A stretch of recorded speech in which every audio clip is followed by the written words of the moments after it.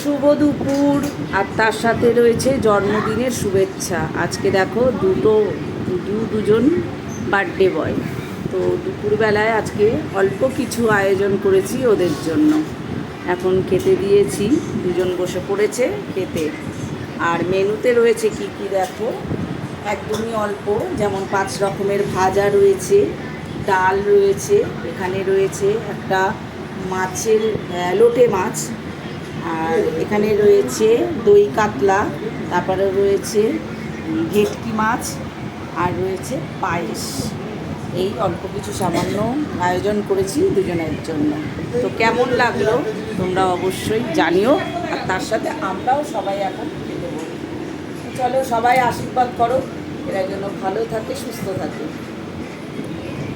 চল শুরু কর। কমপ্লিট। এবার কি কি খাবি বল।